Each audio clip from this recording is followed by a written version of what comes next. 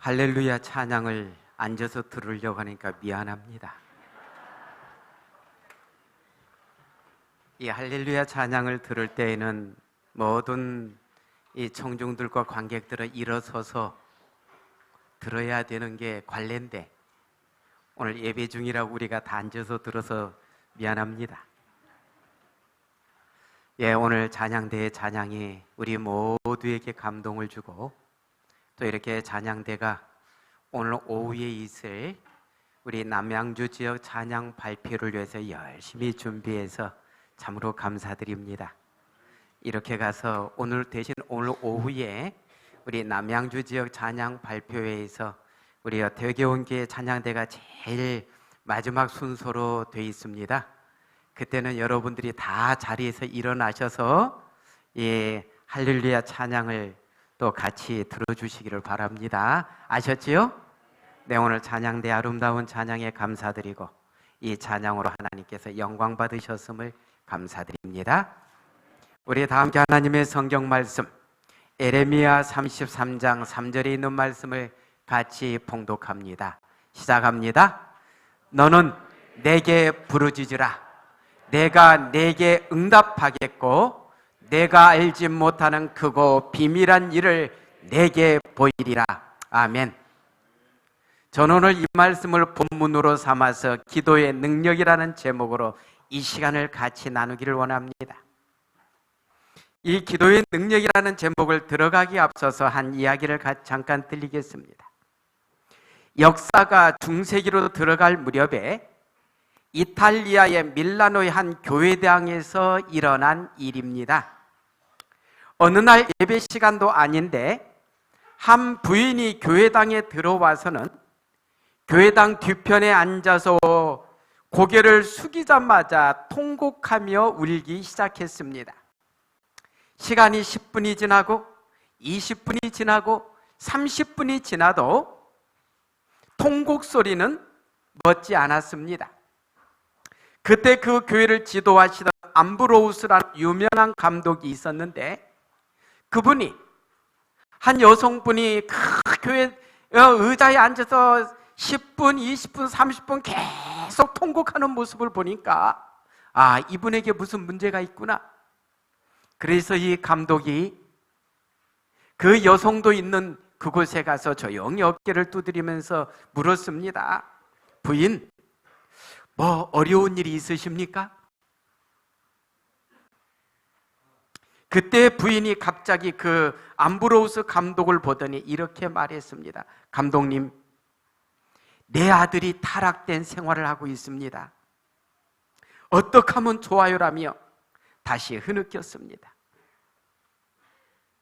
그때 암브로우스 감독은 이 부인에게 역사에 남을 만한 위대한 말을 한마디 남겼습니다. 이 말입니다. 우리 같이 한번 읽을까요? 시작합니다. 걱정 마세요, 부인. 기도하는 자의 자식은 결코 망하지 않습니다. 걱정 마세요, 부인. 기도하는 자의 자식은 결코 망하지 않습니다. 통곡을 하던 그 부인은 바로 성 어거스틴의 어머니인 모니카 여사였습니다. 결국 그 어머니에게 어거스틴은 돌아왔습니다. 그리고 다시 어거스틴은 주님의 손에 붙들림을 받았습니다. 그리고 교회 역사에 가장 커다란 발자취를 남기는 거대한 거목이 될 수가 있었습니다. 우리가 아무것도 할 수 없다고 느낄 때 아직도 할 수 있는 것은 조용히 지켜보면서 하나님께 기도하는 일입니다. 오늘 우리도 자녀들을 위한 기도 얼마나 애타하고 있습니까? 그렇지 않습니까? 또 어떠한 제목을 가지고 안타까움에서 얼마나 우리가 기도하고 있습니까? 우리에게 희망을 주는 그 내용은 뭐예요? 걱정 마세요, 부인. 기도하는 자의 자식은 결코 망하지 않습니다. 이 말씀은 진실인 것 같습니다.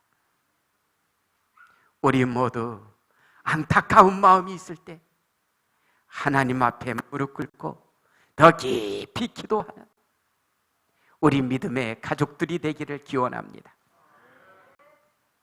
다시 본문으로 돌아가서 우리 같이 이 말씀 다시 봉독합니다. 시작합니다. 너는 내게 부르짖으라. 내가 네게 응답하겠고 내가 알지 못하는 크고 비밀한 일을 내게 보이리라. 에레미야 선지자가 시위대 뜰에 갇혔을 때 하나님께서 에레미야 선지자에게 주신 기별입니다. 하나님께서는 감옥 같은 곳에 갇혀 있는 에레미야 선지자에게 내게 부르짖으라고 명하셨습니다. 오늘 하나님께서는 우리 또한 기도의 사람이 되라고요, 하나님께 부르짖는 사람이 되라고 말씀하고 계십니다. 우리의 마음을 새롭게 해주는 기도의 능력에 대해서 좀 살피길 원합니다.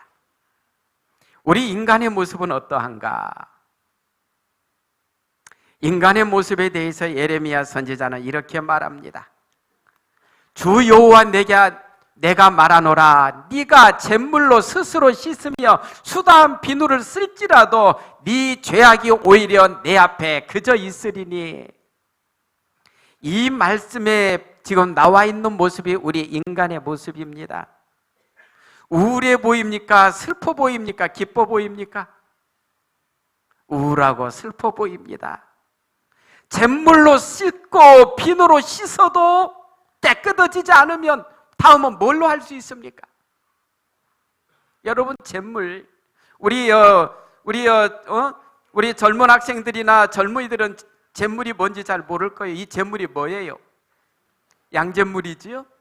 저희 어렸을 때 보면 저희 어머니께서 가마솥에다 물 붓고 또 뭐를 집어넣어요?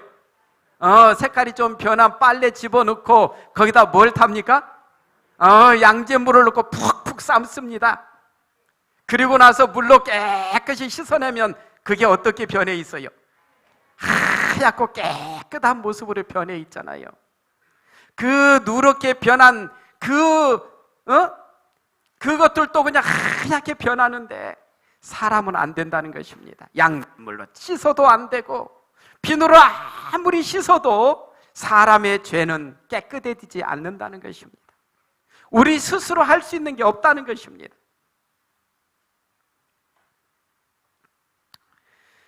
교육, 훌륭한 예절, 의지력은 모두 옳은 일을 하는 데 도움이 되도록 제각기 적당한 구실을 한다. 그러나 그것들이 우리의 마음을 변화시킬 수 없고 우리의 생애를 순결하게 해줄 수 없다. 이 말씀이 오늘 우리에게 보여주는 것은 인간 네 힘으로는 안 된다는 것입니다.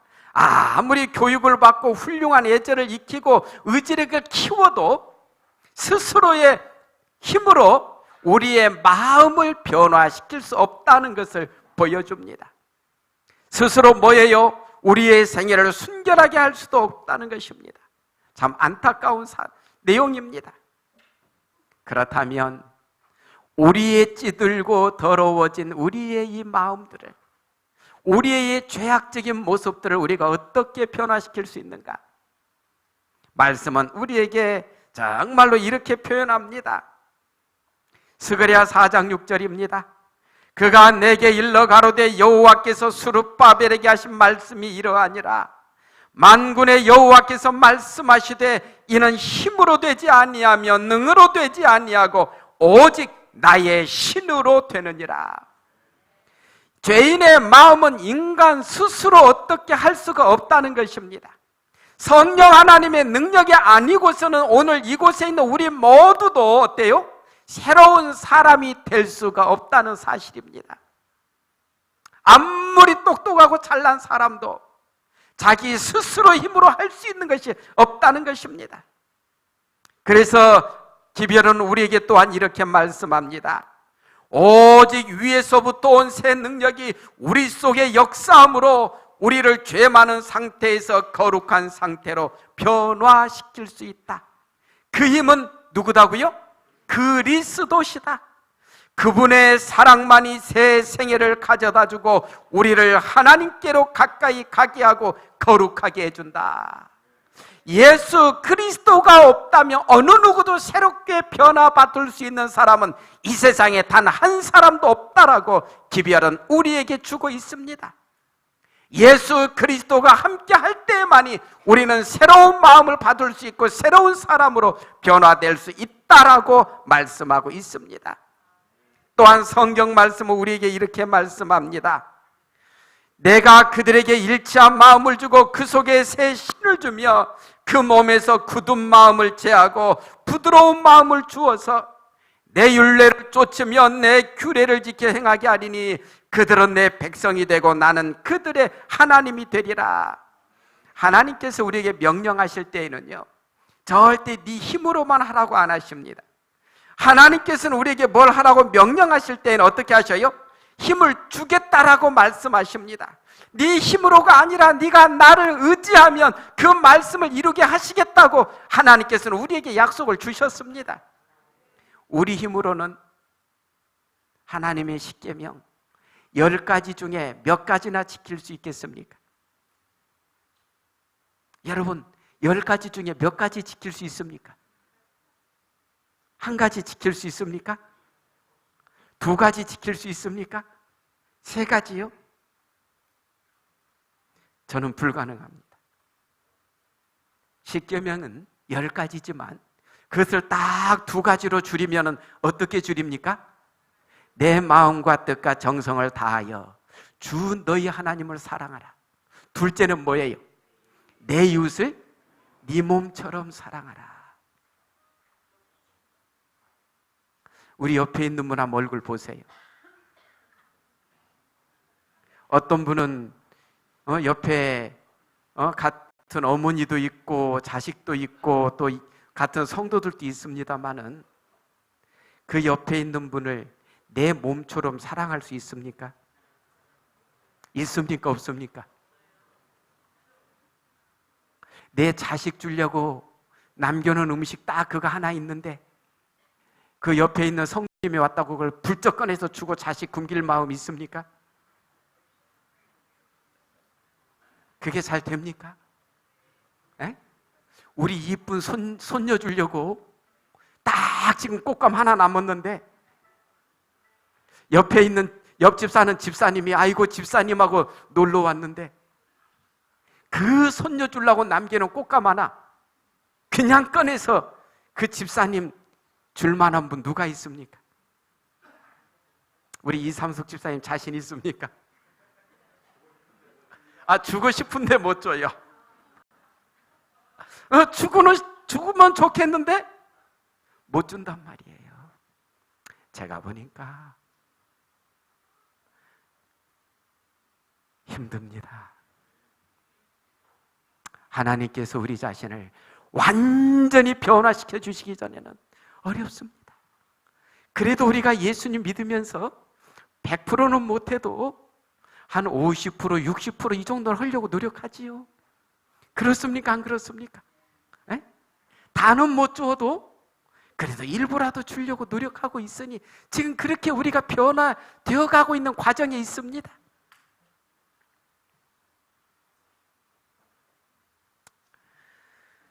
성령의 역사하심을 통하여 가장 연약한 사람도 하나님께 대한 믿음을 행사함으로 그들에게 맡겨진 능력을 증증시키는 법과 성화되고 우아해지며 고상하게 되는 법을 배웠다.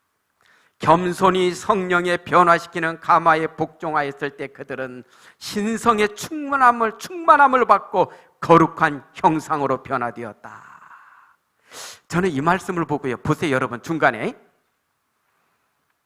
성화되고 우아해지고 고상하게 되는 법을 배웠다. 우리가 예수님을 믿고 하나님의 자녀가 되면서 배운 게 뭐예요? 성화된다는 건 뭐예요? 거룩해진다는 겁니다. 우리의 생각이 거룩해지고 우리의 행동이 거룩해지고 우리의 삶이 종합적으로 거룩해진다는 것입니다. 그리고 우아해진다는 것입니다. 우리는 우아한 사람들을 보면 좋습니까? 안 좋습니까? 참 우아한 사람들 보면 참 마음이 끌립니다. 야, 참 좋다. 참 좋다. 그러지요? 그러면서 또 고상하고. 예수님 믿는 사람들은 이렇게 변화된다는 것입니다. 거룩하게 되고 우아해지고 또 어때요? 그 다음 고상하게 된다는 것입니다. 저는 오늘 이곳에 앉아있는 우리 모든 믿음의 가족들이 주님의 은혜 속에 더 많이 고상해지고 우아해지고 주님의 은혜 속에 거룩하게 되어가는 우리 모든 믿음의 가족들이 되기를 진심으로 기원합니다.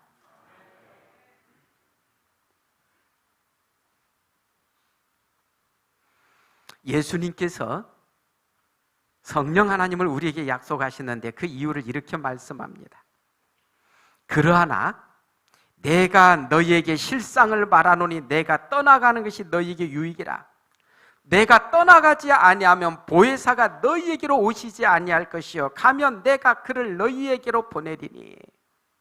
예수님께서 제자들에게 주신 말씀입니다. 내가 떠나가는 것이 너희들에게 유익이야. 제자들로서는 이해가 안 되지요. 더 이상 생각도 할 수 없지요. 우리는 누가 좋은데요? 예수님이 같이 있는 게 좋은데요. 근데 예수님은 모든 것을 아시는 예수님 뭐라고 말씀하셔요? 아니야, 내가 떠나가야 돼. 내가 떠나가야 누구를 보내주신다는 거예요? 보혜사를 보내주신다는 거예요. 보혜사는 다른 말로 표현하면 성령 하나님이십니다. 그러면 왜 예수님께서는 이렇게 말씀하셨을까? 자, 봅시다. 성경 주석에 보면 내가 떠나가는 것이 너희에게 유익이라고 말씀하시는데 이 말씀 혹은 너희에게 이롭다라는 말씀으로 우리가 번역이 같이 되는데 그리스도의 죽음, 부활, 승천은 구원의 계획을 이루어내는데 중요한 사건들이었다. 그러니까 예수 그리스도의 죽으심과 부활하심과 승천하심이 없었다면 성령 하나님은 우리하고 관계될 수가 없습니다. 모든 것은 다 예수 그리스도의 우리를 위한 희생 속에서 관계가 그 다음으로 이루어져 가고 있다는 사실입니다. 그러니까 뭐예요? 그리스도의 죽음, 부활, 승천은 구원의 계획을 이루어내는데 중요한 사건들이었다. 이런 것들이 없었다면 성령의 시대가 실현되지 않았을 것이다. 그가 떠나면 제자들에게 유익하고 이로울 것이었다. 이유가 그 다음 있지요. 뭐예요? 성육신 상태의 예수는 모든 곳에 임재할 수 없었지만 여기에 이유가 등장합니다. 뭐예요? 하나님이신 분이 이 땅에 오시면서 우리와 같은 인간의 육신을 입고 오셨는데 하늘로 올라가실 때는 우리와 같이 입으셨던 육신을 다 버리시고 그 전에 그 모습, 하나님의 모습으로 올라가신 것이 아니라 이 땅에 오셔서 육신을 입으신 그 모습으로 올라가셨다는 겁니다. 그러니까 예수님께서 그 당시 베들레헴에 계실 때에 한국에는 예수님이 볼 수가 없는 것입니다. 한국에서는. 왜요? 육신을 입으셨으니까 있는 그 자리만 예수님은 존재하시기 때문에 그렇다는 것입니다. 하나님이 우리를 위해서 그러한 것을 감내하신 것입니다. 이 땅에 오시기 전에는 무소부지하셨던 그 예수님께서 우리 인간을 위해서 육신을 입으시면서 인간의 모습을 그대로 입으시고 하늘로 승천하셨기 때문에 어때요? 그래서 예수님은 우리 정말로 모두에게 역사하시기가 제한이 있으시기 때문에 내가 떠나야 돼. 내가 떠나면 누구를 보내주신다고요? 보혜사 성령 하나님을 보내주신다고요. 그래서 어때요? 그래서 예수님께서 떠나시고 성령 하나님께서 오셨는데 성령 하나님께서 거하시는 사람 그 자체가 예수 그리스도께서 우리의 마음속에 거하시는 걸로 인정이 되고 있다는 것입니다. 왜요? 성령 하나님은 예수 그리스도의 그 역사를 그대로 우리의 마음 가운데서 이루고 계시기 때문에 그런 것입니다. 그래서 오늘 우리의 마음속에 예수 그리스도가 계시는가? 네. 예수 그리스도를 개인의 구주로 영접하고 예수 그리스도를 마음속에 모시고 사는 사람들의 마음속에는 성령 하나님께서 계시는데, 성령 하나님께서 거하시는 삶 자체가 예수님께서 거하시는 삶이라고 우리에게 말씀하고 계신 것입니다. 왜요? 성령 하나님, 또 아들 예수님, 아버지 하나님은 삼위일체 하나님으로서 동등한 마음과 또 같은 모든 것을 가지고 이루시기 때문에 그렇게 우리에게 인정해주고 계시는 것입니다. 그래서 성령 하나님께서 타락한 인간의 마음을 주실 때에 우리는 어때요? 우리의 심령의 변화가 주어져서 아까 주신 말씀처럼 우아해지고 고상해지고 거룩하게 돼간다는 사실입니다.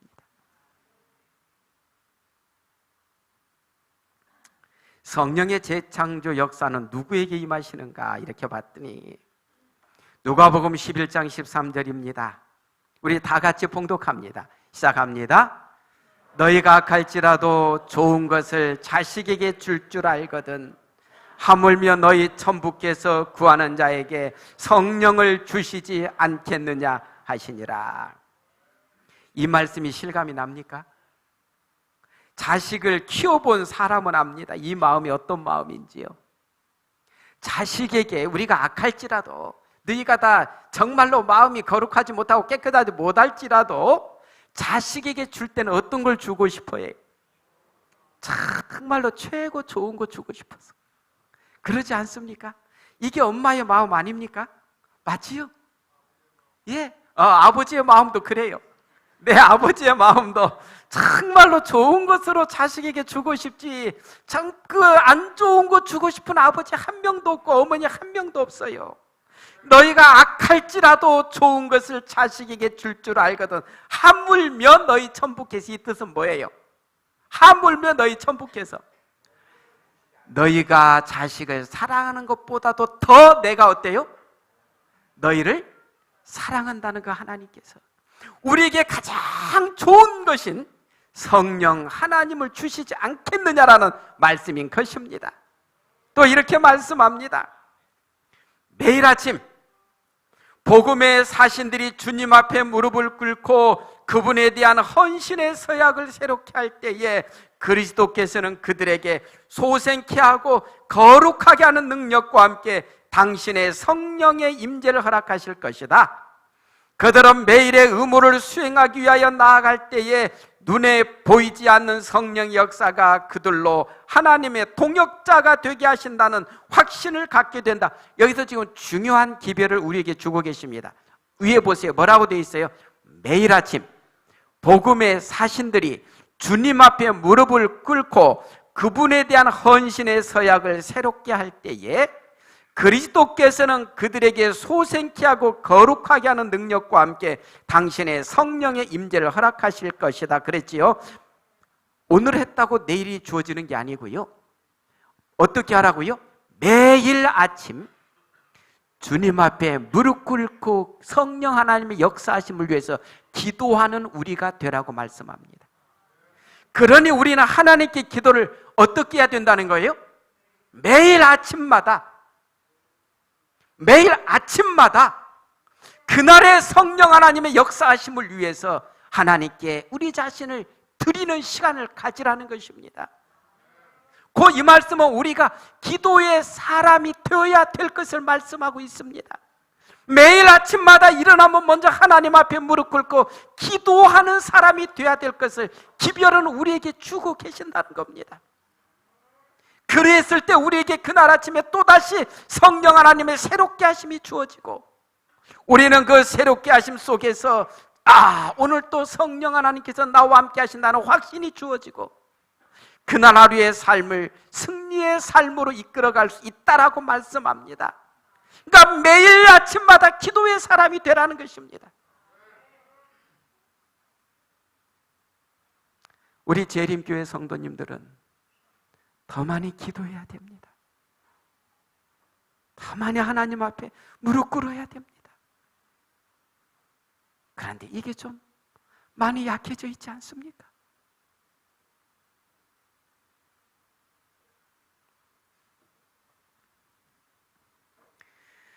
승리의 원동력이 되는 기도의 능력을 좀 더 살피겠습니까? 마귀를 어떤 방법으로 물리칠 수 있는가? 우리가 제일 우리를 힘들게 하는 존재가 마귀 아닙니까? 그러지 않습니까? 성경은 이렇게 말씀합니다. 베드로입니다. 우리 같이 봉독합니다. 시작합니다. 근신하라, 깨어라. 너희 대적 마귀가 우는 사자같이 두루다니며 삼킬 자를 찾나니 너희는 믿음을 굳게 하여 저를 대적하라. 이는 세상에 있는 너희 형제들도 동일한 고난을 당하는 줄을 알미니라. 베드로가 이 베드로전서를 쓸 때는 어떤 상황이었습니까? 잠시 후에 네로에 의해서 기독교 대박해가 일어나기 직전의 내용입니다. 베드로는 그것을 바라보고 있는 것입니다. 네로에 의해서 우리 기독교 그리스도인들이 엄청난 박해와 시련 속에 빠질 것을 베드로는 내다보고 있었습니다. 결국 얼마 후에 베드로도 누구에 의해서 죽었으니까요? 네로에 의해서 십자가에서 거꾸로 매달려서 죽임을 당하지 않습니까? 사도 바울은 또 네로에 의해서 참수당하지 않습니까? 최고로 그리스도인들에게 아주 심한 박해가 이르러 올 것을 내다보면서 베드로가 지금 죽어 있는 것입니다. 근신하라, 깨어라. 너희 대적 누가요? 마귀가 누구처럼요? 우는 사자처럼. 여러분, 요즘에 사자가 제일 자유롭게 뛰어노는 대륙이 어디입니까? 아프리카입니다. 그런데 참 여러분, 동물의 왕국이나 이런 걸 쭉 보면은 이 사자가 세긴 셉디다. 그 수백 마리의 소들이 풀을 뜯어 먹다가 사자 한 마리 딱 나타나면 어때요? 도망치기 바빠요. 그 수백 마리, 등치는 누가 더 큰데요? 소가 더 큰데도 사자가 나타났다 하면은 도망치기 바빠. 그래도 사자는 결국 한 마리 잡고 어때요? 목을 물어 쓰러뜨리고 결국은 죽이더라고요. 소들에게 있어서는, 더더군다나 양이나 그런 존재들에게 있어서는 사자만큼 무서운 존재가 없어요. 그렇지 않습니까? 그래도 이 표범이나 이런 것들은 감히 소한테 못 달라들어요. 이렇게 보니까. 왜요? 등치가 너무 크니까 감당이 안 돼. 근데 사자는 다 하더라고요.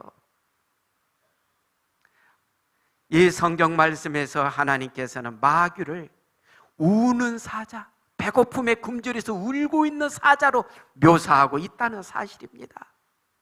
그래서 우리에게 주시는 말씀이 너희는 믿음을 굳게 하여서 마귀를 뭐하는 자가 되라고요? 대적하는 자가 되라고 말씀합니다.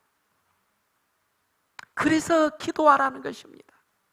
매일매일 하나님의 새로운 능력이 필요하기 때문에 이른 아침에 일어나서 하나님께 기도하라는 것입니다.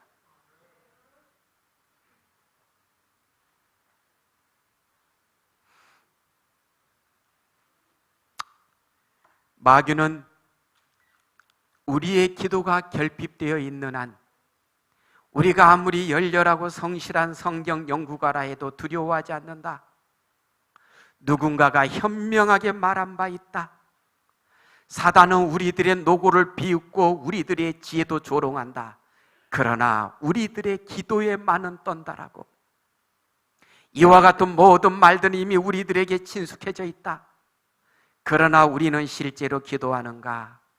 만일 그렇지 않다면 여한 뚜렷한 성공의 표적이 눈에 보인다 하더라도 거기에는 반드시 뭐가요?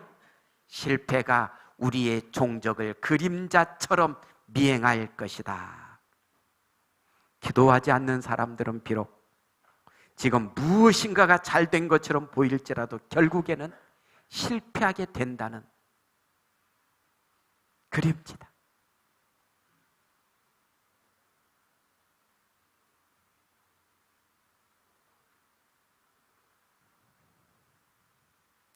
사단은 왜 성도들이 기도하는 것을 두려워하는가? 사단도 우리를 두려워할 때가 있어요. 언제 두려워한다고요? 기도할 때 두려워한다는 겁니다. 기도할 때. 이유는 왜 그래요? 기도는 죄를 그치게 하고 죄는 기도를 그치게 하는 것을 너무 잘 알고 있기 때문이다. 기도는 죄를 그치게 한다. 사무엘상 12장 23절입니다. 우리 다 같이 봉독합니다. 시작합니다.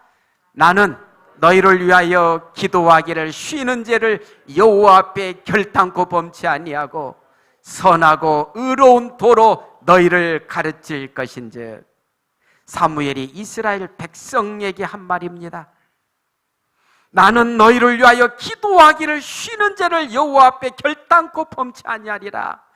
지도자들에게 굉장히 경종을 울리는 말씀입니다. 우리 교회 목사들은 물론입니다만은 우리 교회의 장로님들도 우리 교회의 믿음의 식구들을 위해서 기도하는 죄를, 기도하지 않는 죄를 범치 말아야 된다는 것입니다. 각 구역의 목양 장로님들은 매일 아침에 일어나셔서 자기 구역의 믿음의 식구들을 이름을 불러가면서 기도해야 됩니다. 여러분들이 우리 수백 명의 대교원 교인 전체 이름 놓고 하기는 어렵지 않습니까? 그래도 목양 장로님들은 자기 구역의 식구들을 위해서는 그 정도는 기도할 수 있는 것입니다.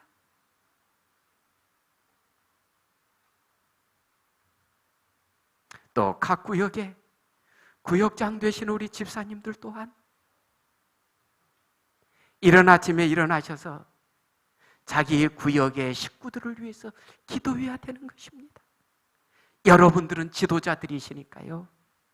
이 교회에서 여러분들을 지도자로 세우셨기 때문에 자기 구역의 식구들은 책임지시고 그분들을 위해서 기도하셔야 된다는 겁니다. 사무엘은 말합니다. 나는 너희를 위하여 기도하기를 쉬는 죄를 여호와 앞에 결단코 범치 아니하고. 굉장히 깊은 내용의 말씀입니다.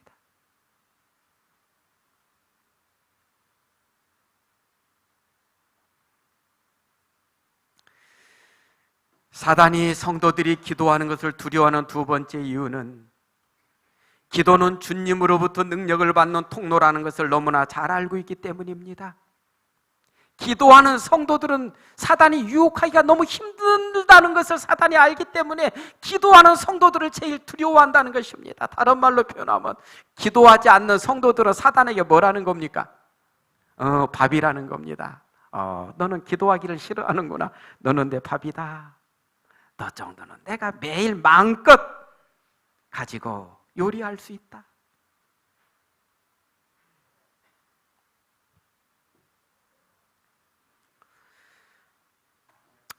마가복음 9장에 있는 말씀입니다. 집에 들어가심에 제자들이 조용히 묻자오되 우리는 어찌하였느니 그 귀신을 쫓아내지 못하였나이까 이르시되 기도 외에 다른 곳으로는 이런 유가 나갈 수 없느니라 하시니라. 우리가 잘 아는 내용이지요. 예수님께서 3명의 제자들과 함께 변화산을 그 경험을 위해서 가셨을 때 9명의 제자들만 있을 때 뭐예요? 정말로 귀신 들린 그러니까 그 성경에 보면 말 못하는 귀신 들린 아들을 데리고 왔다라고 표현해요. 아버지가 제자들에게 와서 제자들이여 내 아들이여 귀신이 들려있는지 좀 쫓아내 주시오. 9명의 제자들이 아무리 나가라고 외쳐도 귀신이 나가요 안 나가요? 안 나가요. 그랬더니 엄청나게 만든 성경 말씀에 군중들이 모여들었습니다. 무슨 내용인가 봤더니 제자들이 쩔쩔매고 있어요. 그러니까 서기관들과 군중들이 아주 그냥 제자들과 더불어 아주 그냥 한바탕 변론을 벌이는데 제자들이 뭐 할 말이 있어야지요. 그런 소란 중에 누가 오셨어요? 예수님께서 변화산에 모든 그 일정을 마치시고 오셨어요. 와서 보니까 난리죠. 제자들이 말이 아니에요. 서기관과 군중들 앞에서 완전히 뭐가 되어 있어요? 근데 제자들이 그전에는 예수님께서 자기들을 내보내셨을 때 가서 이적을 많이 행하고 왔었거든요. 그러자 예수님께서 그 귀신을 쫓아내고 그 아들에게서 다 평정하시고 났을 때 제자들이 조용히 와서 묻습니다. 예수님, 어째서 우리는 아무리 쫓아내도 귀신이 안 나갑니까? 그때 예수님께서 뭐라고 말씀하셨어요? 기도 외에 다른 곳으로는 이런 유가 나갈 수 없다. 그러니까 그 당시 제자들은 아마 그랬겠지요. 예수님께서 새 제자만 데리고 변화산 가시니까 기도했을까요? 불평했을까요? 그게 그랬을 것 같아요. 그러니까 그런 역사가 나가지 않았어요. 세 번째는 하나님께서는 우리가 기도드릴 때 도움을 주실 수 있는 것을 알기 때문에 마귀는 기도하는 것을 두려워합니다. 신명기 4장 7절입니다. 우리 하나님 여호와께서 우리가 그에게 기도할 때마다 우리에게 가까이 하심과 같이 그 신의 가까이함을 얻은 나라가 어디 있느냐. 정말 좋은 말씀이 뭐예요? 우리 하나님 여호와께서 우리가 하나님께 기도할 때마다 우리에게 어떻게 하신다고요? 가까이 하신다고요. 하나님께서는 우리가 기도할 때마다 가까이 하신다고요.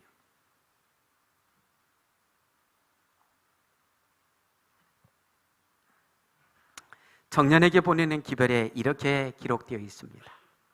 나는 악한 천사들이 영혼들을 탈취하려고 싸우고 있는 것과 그리고 하나님의 천사들이 그들이 막고 있는 것을 보았다. 싸움은 맹렬하였다. 악한 천사들은 그들의 주위에 모여들고 있었다. 거룩한 천사들은 열심히 영혼들을 감시하고 있었으며 사단의 군대를 격퇴하려고 대비하고 있었다. 그러나 각 개인들의 의사를 무시하고 저희의 심신을 견제하는 것은 거룩한 천사들의 일이 아니다. 상당히 우리로 하여금 생각하기에는 기별입니다. 뭐예요? 각 개인들의 의사를 우리가 천사들의 도움을 필요치 않다고 하고 있는데 그 의사를 무시하고서 천사들이 그 일에 개입하기가 어렵다는 것입니다. 그러면서 또 이렇게 말씀합니다. 만일 사람들이 대적에게 항복하고 그를 저항하기에 아무런 노력도 하지 아니한다면 그때나 하는 천사들도 위험에 빠진 자들을 깨우쳐 하늘을 향하여 도움을 구하도록 더 많은 빛이 그들에게 허락될 때까지 사단이 그들을 파멸하지 못하게 사단의 군대를 견제하는 일 이상 더 할 수는 없다. 완전히 망가뜨리지 못할 정도로만 견제하지 그를 깊이 도와줄 수가 없다는 것입니다. 왜요? 도와달라고 요청을 하지 않으니까. 그 도움이 필요 없다고 도와달라고 요청도 하지 않는데 천사들이 막 할 수가 없다는 겁니다. 그래서 매일 아침에 기도하는 것이 왜 중요한가? 이날 하루를 시작하기 앞서서 하나님께 우리 자신을 온전히 맡기고 하나님 도와주십시오. 우리의 삶을 온전히 주님께 의탁합니다. 오늘 또 마귀와 싸움에서 승리하게 도와주십시오. 오늘 또 마귀의 유혹에서 승리할 수 있도록 도와주십시오. 매일 아침마다 그렇게 기도하는 자들에게 하나님의 역사하심이 강하게 이루어진다는 사실입니다. 우리 모두 기도의 사람들이 되기를 바랍니다. 사단을 묶어매는 기도의 능력을 잠깐 살핍니다. 마귀와 싸워서 이기는 비결, 근신하라 깨어라 너희 대적 마귀가 우는 사자같이 두루다니며 삼킬 자를 찾는데 뭐예요? 믿음을 굳게 하여 저를 대적하라고 했는데 기도의 비결이라는 이 글을 보니까 이렇게 말씀합니다. 마태복음 12장에서 주님은 기도에 관해 또 다른 말씀을 공급해 주신다. 사람이 먼저 강한 자를 결박하지 않고야 어떻게 그 강한 자의 집에 들어가 그 세간을 늑탈하겠느냐? 결박한 후에야 그 집을 늑탈하리라. 여기에 강한 자는 사단이라. 사단을 이기려면 먼저 우리는 그를 묶어 꼼짝 못하게 해야 한다. 우리는 그 강한 자를 묶어 우리 일을 방해하는 자유를 뺏을 만큼 강하지 못하다. 그러나 우리는 뭐 할 수 있다고요? 기도할 수 있다. 우리는 하나님께 사단을 묶어 힘을 잃게 해달라고 기도할 수 있다. 어떤 일을 시작하든지 먼저 우리의 기도로 사단을 묶어놓고 하면 우리의 승리는 확실하다. 우리는 항상 주여 강한 자를 묶으소서라고 기도해야 한다. 그래서 기도해야 됩니다. 또요, 마귀를 꼼짝 못하게 붙들어내는 기도 봤더니 어떤 분이 이렇게 썼어요. 바느질 기도가 있고 새끼줄 기도가 있고 쇠사슬 기도가 있다라고 하고 썼더라고요. 여러분, 바느질 기도, 새끼줄 기도, 쇠사슬 기도에서 어떤 기도가 제일 세 보입니까? 예? 예, 이분은 이렇게 표현했어요. 바느질 기도를 이렇게 표현했어요. 기도를 드리되 줄인 심령 없이 형식에 얽매여서 그냥 드리는 기도. 마치 밥 먹을 때 일용할 양식 주셔서 감사합니다, 그냥 그 정도 심령으로 아마 드리는 기도를 이분은 그렇게 표현한 것 같아요. 두 번째는, 새끼줄 기도는 기도를 드리지만 마음의 뜨거움을 느끼지 못한 상태에서 무릎을 펴고 일어서는 기도. 그 다음에 세 번째, 쇠사슬 기도는 이렇게 표현하고 있어요. 진지하고 열렬하게 간구하며 주님으로부터 응답받을 것이라는 확신이 올 때까지 기도의 골방에서 간구하는 기도. 우리는 이 세 종류 중에서 어떤 기도를 제일 많이 합니까? 예. 이제 바꿔야지요. 몇 번 기도로 바꿔야 돼요? 2번으로. 그러죠. 먼저 2번으로 가고 3번으로 가자 이거지요? 하여튼 좋습니다. 어떤 분은 지금 1번을 하고 있는데 2번 거쳐서 3번으로 갈 분이 있고, 어떤 분은 1번 기도하자면 나는 한 번에 3번으로 가겠다고 기도할 분도 있을 겁니다. 하여튼 우리에게 생각하게 하는 내용입니다. 정로의 계단 54쪽입니다. 의심하고 떠는 그대들이여 쳐다보라. 대개 예수께서 살아계셔서 우리를 위하여 간구하신다. 하나님께서 당신의 사랑하시는 아들을 주신 것에 대하여 감사하고 그가 그대를 위하여 죽으신 것이 헛되지 않게 하기 위하여 기도하라. 성신께서 오늘 그대를 부르신다. 진심으로 예수께로 나아가라. 그리하면 그의 축복을 요구할 수 있을 것이다. 아멘입니다. 시간상 말씀을 마쳐야 되겠습니다. 우리는 다음 주에 특별한 집회를 열게 됩니다. 무슨 집회입니까? 연말 기도주일입니다. 이른 아침에는 5시 30분에 본당에서 새벽 기도회가 열립니다. 이 새벽 기도회는 여러분 11월 교회 지남을 지참해서 가져오시기 바랍니다. 그곳에 기도주일 낭독문이 있는데 우리 새벽 기도회는 우리 장로님들이 그 순서를 이끌어갈 것입니다. 5시 반에 오셔서 같이 찬미하고 또 말씀을 같이 듣고 나누고 그리고 하나님 앞에 간절히 기도하고서 예배당을 나서시기 바랍니다. 저녁 시간에는 7시 반부터입니다. 어떤 목사님이 오십니까? 예, 재림연수원 원장, 여기 붙어 있지요? 재림연수원 원장이신 박성하 목사님이 오셔서 여호와 앞에 정결하리라는 제목으로 매일 저녁 우리에게 말씀을 주십니다. 말씀이 마치고 나서는 개인 기도 시간 갖고 마지막 찬미하고 우리가 또 마칠 것입니다. 올 한 해를 뒤돌아보면서 혹시라도 하나님 앞에 아직 회개하지 못한 죄가 있다면 진심으로 회개하는 시간을 가지면 좋겠습니다. 그리고 이번 연말 기도주일을 계기로 해서 매일 아침 하나님 앞에 기도하기를 기뻐하는 사람으로 우리 자신이 꼴지어지면 더 좋겠습니다. 그러므로 우리가 연말 기도주일을 계기로 하여서 하나님의 은혜 속에 기도하기를 기뻐하는 사람으로 우리 자신들이 변하고, 그러므로 인해서 매일매일의 삶 속에서 마귀를 능히 물리치고 승리하는 자가 되셔서 더 많이 고상하시고 하나님 안에서 더 많이 우아해지시고 하나님의 은혜 속에 더 많이 성결해지셔서 우리 예수님의 마음을 품고 사시는 우리 모든 믿음의 가족들이 되시기를 바라면서 오늘 말씀을 줄입니다. 주님께서는 오늘도 우리를 사랑하십니다.